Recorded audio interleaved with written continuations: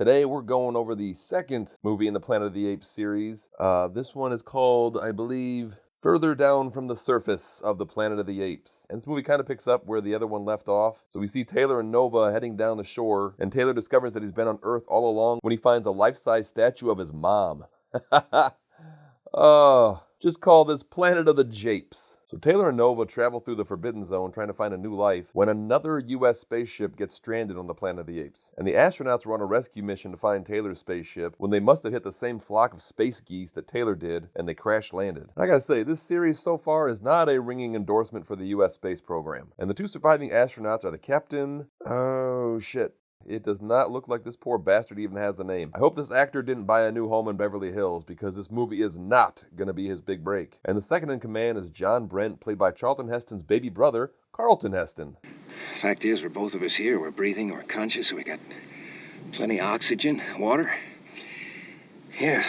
Smell this giant Christmas ornament. It'll fill you with Christmas spirit, and it will help heal your ruptured spleen. If it's 3955 AD, my wife.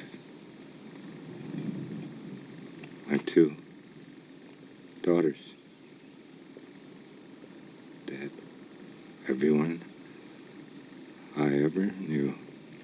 And so the captain went on just listing off people who were dead for like 15 minutes, and Brent finally just put him out of his misery. And also, I'm not really sure why the captain was so upset. Yes, it is upsetting that his family's dead, but even before Taylor and his crew got Planet of the Apes, 700 years had already passed just on their regular mission. Like, they were only 6 months out, and 7 centuries had already gone by on Earth. So this dude's family would have been dead after like 3 days of this rescue mission anyways. Does he not understand time dilation? What a dumb piece of shit.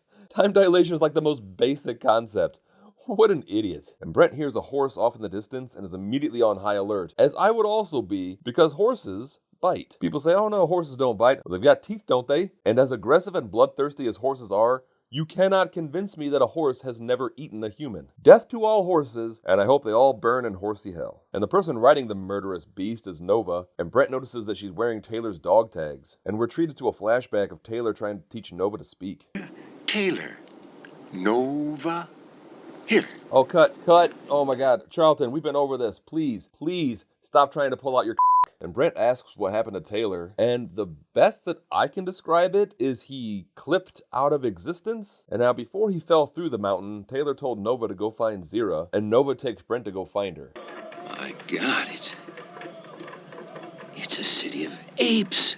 And the apes were all gathered listening to General Ursus talk about going into the Forbidden Zone and wiping out the humans. And Ursus is openly being defied by Zira, and the last we saw, Zira and Cornelius were in huge legal trouble as they were going to be tried for heresy for going against the sacred scrolls, but honestly, that is never brought up again.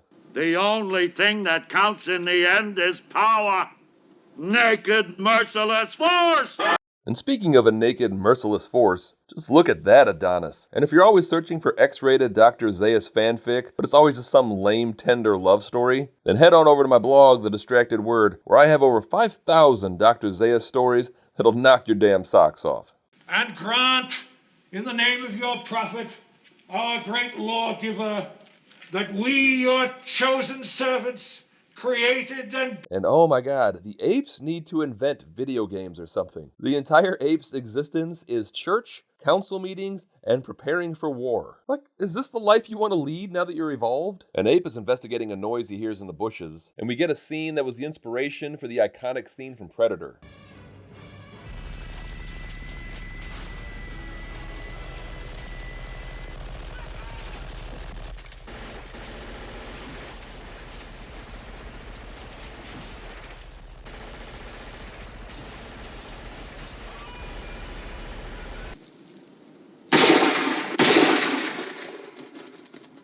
Like, I've got chills because that was f***ing sick. Nova takes Brent to see Zira and Cornelius. Taylor? Oh God, that's awkward. And they begin to clean him up and provide maps so we can go search for Taylor. But just then, Dr. Zaius shows up. Zira, what?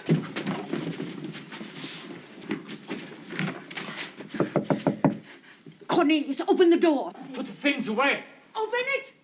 Okay, Dr. Zaius is not Cornelius's boss at an accounting firm who showed up for dinner, but Cornelius forgot that it was tonight, and now they have to juggle trying to whip up a dinner last minute and patching up the humans without Zaius seeing them. And oh no, the roast that Zero was trying to thaw in the sink attracted a dog that came in the back door and dragged the roast away, and Zaius is all like, Johnson! Because in this scenario, Cornelius's last name is Johnson, and Zaius doesn't think enough of Cornelius to call him by his first name, and so he's all like, Johnson! What's that racket in there? As though he's not a guest in this man's home, and Zero has to go into the living room to keep Zaius distracted so he doesn't go in the kitchen, even though he shouldn't just be walking wherever he wants through Johnson's home, and Cornelius has to run to his neighbor's house to borrow some food, and when they finally serve it, they nervously stare at Zaius as he takes a bite because apparently the food is bad. Then Johnson will be fired, but oh thank God he likes it, and as Zaius is leaving, he's all like, you know, there might be a position opening up on the 12th floor, Johnson. Or should I say, Cornelius?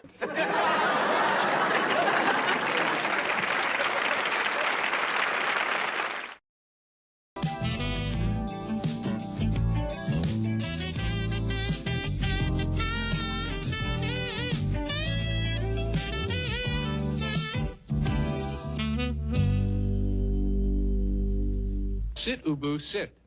Good dog. And they give Brent some burlap to wear and warn him against speaking in front of the apes. And they're immediately captured, and we get to witness some ape special forces training.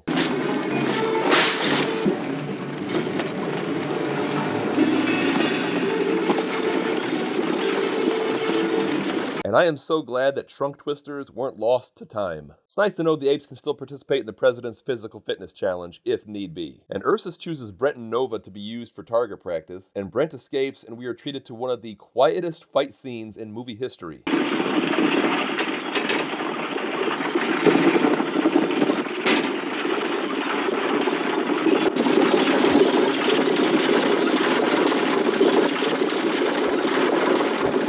I think the Foley artists were on break. And if you listen carefully, you can tell that some of the punch sound effects are really just a guy eating a Reuben sandwich. They get chased by apes and make their way under the planet of the apes. And oh my God, they were on Earth the whole time. Oh shit, yeah, we already knew that. But Brent didn't, so we'll give him a few minutes to process. This used to be my home. I lived in the bathroom until the president of NASA found me and asked me to pilot a space mission. I lived here, worked here. And Brent was, of course, a part of NASA's ill-fated Reach for the Stars program, where they would find average Americans and train them to be astronauts. So far, every mission has crash-landed on Earth at different times in the future. Okay, Brent, I know you're thirsty, but remember that you are below the planet of the apes. And that is most likely Dr. Zaius' used bathwater draining out. And if you like, I also have a fictional story about that. They hear a strange humming and they go deeper into the subway to investigate. And just like in Futurama, they find the remnants of old New York. New York Public Library. You maniacs! You blew it up! The stock exchange. You maniacs! You blew it up! Radio City Music Hall. You maniacs! Good God, slow down, you two. You covered like 50 blocks in a matter of seconds. Put my hands.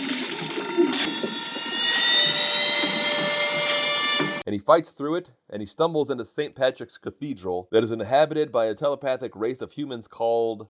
Well, they don't really have a name, which kind of sucks. Should we call them the Cranium Crew? No, that's dumb. Alright. Ooh, so the Brain Train is led by Mendez, and they all worship an undetonated atomic bomb. And the rest of the Mind Caressers are made up of Jimtelect, Brain Pam, Telepatrick, and Temporal Job, who you may know as King Tutankhamun from the TV show about the Man-Bat. In the old days, when you were a professor at Yale, before you got conked on the head in that student riot... Wait, so his goons know that he's brain damaged? If you're gonna move in on somebody's territory, why tip him off?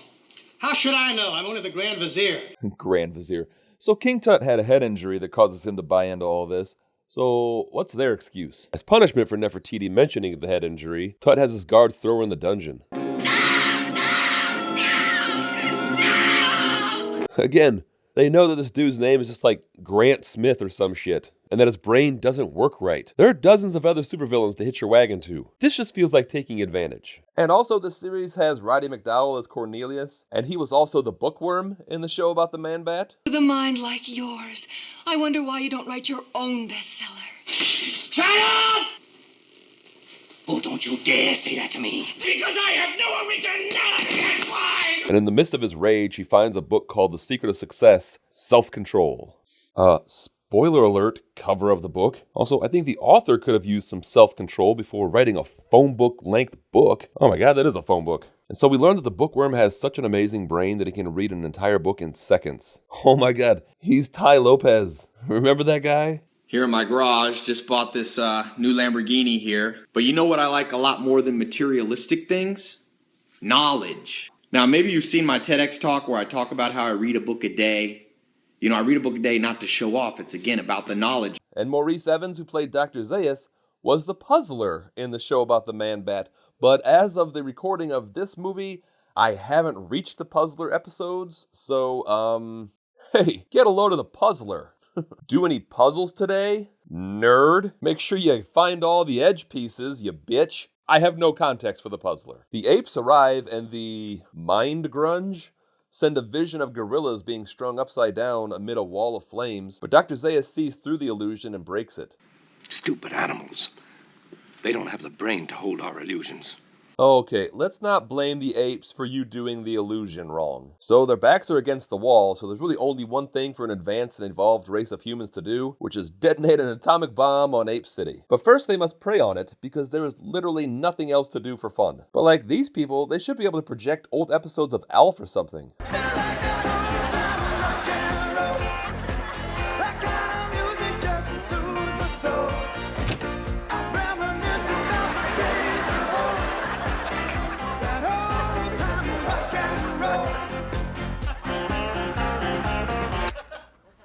Maybe we should have called first.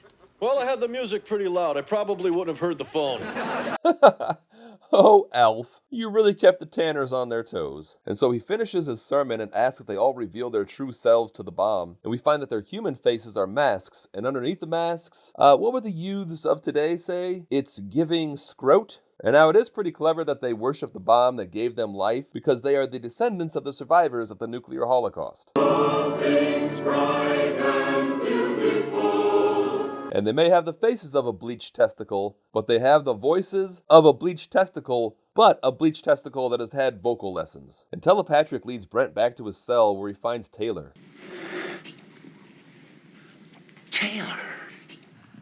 You're Brent. Oh my god.